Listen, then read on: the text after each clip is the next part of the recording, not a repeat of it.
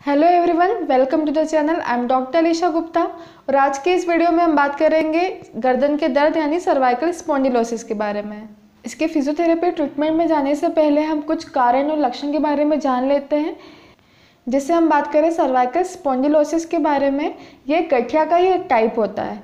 इसमें क्या होता है कि जो हमारे सर्वाइकल यानी जो हमारे गर्दन की हड्डियाँ होती है उसके बीच में एक डिस्क होती है जो दो रीढ़ की हड्डी के बीच में कुशन जैसे हेल्प करती है। तो उसका क्या होता है, जैसे जैसे एज बढ़ती है वैसे वैसे उसका डीजनरेशन यानी वो जो डिस्क होती है, वो जो कुशनिंग होती है वो कम होती रहती है। तो उसकी वजह से दो हड्डियों के बीच की जो गैप है वो कम हो जाती है। या फिर ऐसे कुछ काम या फिर ऐसा कुछ हमारे जॉब रिलेटेड जो मूवमेंट होता है उसकी वजह से वेयर एंड टेयर यानी वो जो डिस्क है वो खराब होने लगती है। अब हम जानते हैं इसके कारण के बारे में। तो जो पहला कारण है वो एज। जैसे जैसे हमारी उम्र बढ़ती है वैसे वैसे जो डिस्क है वो कम होने लगती है और स्पेस भी कम होने लगती है, उसकी वजह से भी हमें दर्द होता है। दूसरा कारण हड्डियाँ। जैसे जैसे एज बढ़ेगी वैसे वैसे हड्डी भी कमज़ोर होने लगती है और जो उसके आसपास की यानी गर्दन के आसपास की जो मांसपेशियाँ हैं वो भी कमज़ोर होने लगती है। दूसरा कारण है फ्लूइड लॉस इन डिस्क। मतलब ये जो डिस्क होती है उसमें जो पानी यानी जो लिक्विड की कमी होने की वजह से वो सूखने लगती है और जैसे वो सूखती है वैसे जो स्पेस है दो हड्डियों के बीच की जो स्पेस है वो कम होने लगती है। तीसरा जो कारण है वो है हर्निएटेड डिस्क।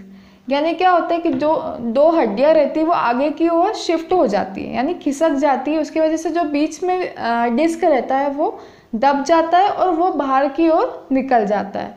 तो उसके दबने की वजह से भी हमें दर्द होता है। नेक्स्ट है बोनी स्पर यानी एक्स्ट्रा हड्डी की ग्रोथ होने लगती है, उस कंडीशन में भी हमें होता है। और जो लास्ट है वो स्टीफ लिगामेंट यानी जो हमारे गर्दन के जो लिगामेंट रहते हैं जो हमारे गर्दन के लचीलेपन के लिए हेल्प करते हैं वो स्टीफ यानी कड़क हो जाते हैं। तो उस वजह से भी हमें ये हो सकता है। अब हम जानते हैं इसके रिस्क फैक्टर यानी हमें किन किन कंडीशंस में ये हो सकता है। सबसे पहला है हमारा जॉब।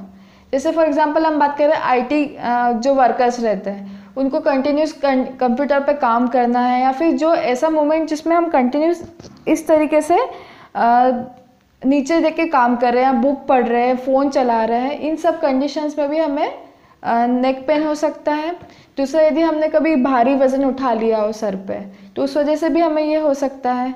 या फिर कंटिन्यूस रिपीटेटिवली ऐसे गलत हेड का मूवमेंट हो रहा है, जर्की मूवमेंट हो रहा है, वो कंडीशंस में भी हमें ये हो सकता है। अब हम बात करते हैं इसके लक्षण के बारे में। तो जो इसके लक्षण हैं वो धीरे धीरे या फिर अचानक भी दिखाई दे सकते हैं। दूसरा ये है कि ये माइल्ड से सीवियर भी हो सकता है। तो जो हमारा पहला लक्षण है उसमें हमें गर्दन में दर्द होगा। दूसरा हमें शोल्डर यानी हमें कंधे में दर्द होगा और कुछ लोगों में हाथ और उंगलियों में भी दर्द होता है। और ऐसी कुछ पोजीशंस होती है जिसमें हमारा दर्द बढ़ने लगता है, जैसे हम जैसे बैठ के खड़े होना या फिर छींकना, खांसना, इस कंडीशन में हमारा दर्द बढ़ सकता है। नेक्स्ट है मांसपेशियों का वीक होना यानी मांसपेशियों की कमज़ोरी की वजह से हमें किसी भी चीज़ को पकड़ने में, उठाने में या फिर हाथों के मूवमेंट करने में भी दिक्कत हो सकती है। नेक्स्ट है हमें गर्दन में या फिर कंधे में अकड़न महसूस होगी। और मेनली क्या होता है इसमें हेडेक होता है यानी सर्वाइकल पेन, नेक पेन की वजह से हमें हेडेक भी हो सकता है और गर्दन से लेके हमारे शोल्डर और हाथ तक हमें झुंझुनाहट और सुन्नपन भी महसूस होता है। आइए हम स्टार्ट करते हैं हमारी फिजियोथेरेपी एक्सरसाइज। जो हमारी पहली एक्सरसाइज है उस एक्सरसाइज के लिए हमें इस तरीके से बैठना है, बैक स्ट्रेट रहेगा और हमारे हेड को आगे और पीछे की ओर ले जाना है। इस एक्सरसाइज को हम फ्लेक्शन और एक्सटेंशन बोलते हैं। एक्सरसाइज करते हुए ये याद रखना है कि कोई जर्की मूवमेंट नहीं होगा और हमें आराम से ही एक्सरसाइज करनी है। तो इस तरीके से स्लो आगे जाएंगे और फिर जितना ले जा सकते हैं हम पीछे जाएंगे। इस एक्सरसाइज को 10 repetition up and 10 repetition down करना है। नेक्स्ट एक्सरसाइज है हमारी लेटरल फ्लेक्शन। इस एक्सरसाइज के लिए भी हमें इसी तरीके से बैठना है और हमारे कान को शोल्डर पर टच करने की कोशिश करना है। इस तरीके से ले जाएंगे, यहाँ पे हमें स्ट्रेच फील होगा, फिर सीधा, फिर दूसरी साइड। इस तरीके से हम करेंगे। इसे भी हमें 10 रिपीटेशन करना है। इस एक्सरसाइज के लिए भी सेम पोजीशन। अब हम हमारे फेस को टर्न करेंगे इस तरीके से, फिर नॉर्मल, फिर राइट साइड एंड रिलैक्स। इस एक्सरसाइज के लिए हमें लेफ्ट हैंड लेना है। उसके बाद जो हमारा हेड है उसको भी लेफ्ट साइड टिल्ट करेंगे, हाथ से नीचे की ओर इसे प्रेस करना है इस तरीके से। हमें यहाँ पर स्ट्रेस फील होगा, हमें लगभग 5 सेकंड के लिए इसे होल्ड करना है। उसके बाद रिलैक्स। सेम हम इस साइड करेंगे, राइट हैंड लेना है, राइट हैंड साइड हमें हेड को टिल्ट करना है और नीचे की ओर पुश करना है। इस तरीके से हमें इस साइड स्ट्रेस फील होगा और फिर रिलैक्स। नेक्स्ट एक्सरसाइज के लिए गर्दन को कंधे की ओर मोड़ना है इस तरीके से।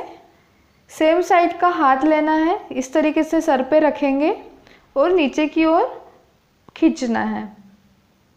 होल्ड करेंगे 5 सेकंड के लिए, 1 2 3 4 5 एंड रिलैक्स। सेम इस साइड करेंगे, लेफ्ट साइड गर्दन को मोड़ेंगे, ये हाथ लेंगे और नीचे की ओर खींचेंगे। होल्ड करेंगे 5 सेकंड और रिलैक्स। इस एक्सरसाइज में इस तरीके से हाथ रखेंगे और सर पर प्रेस करेंगे और हमारे सर को उस प्रेशर को होल्ड करना है 5 सेकंड के लिए और रिलैक्स। इससे क्या होगा, हमारी जो मसल है वो स्ट्रेंथन होगी। सेम इस साइड प्रेस करेंगे, 5 सेकंड होल्ड करेंगे एंड रिलैक्स। फिर बैक में इस तरीके से हाथ रख के प्रेस करना है, hold for 5 second and relax. Next front में इस तरीके से प्रेस करना है, hold for 5 second and relax. Next exercise है चिन टक। उसके लिए हमें क्या करना है, हमारी चिन को यानी इस हिस्से को पीछे की ओर पुश करना है। हम 2 फिंगर की हेल्प लेंगे इस तरीके से और पीछे की ओर पुश करेंगे। होल्ड करना है 5 सेकंड के लिए, देन रिलैक्स एंड रिलैक्स। इस एक्सरसाइज में हमें पिलो की जरूरत होगी। हमें सीधा लेटना है और चिन टक करना है, यानी चिन को पीछे की ओर ले जाना है और सिर से तकिए पे प्रेस करना है इस तरीके से। Hold for 5 second and relax. फिर से चिन टक करेंगे, हेड से नीचे प्रेस करेंगे एंड रिलैक्स। इस एक्सरसाइज पे इस तरीके से हाथ रखेंगे, हल्का सा घुमा के पीछे की ओर स्ट्रेच करना है, फिर रिलैक्स। फिर से घुमा के होल्ड करना है 5 सेकंड एंड रिलैक्स।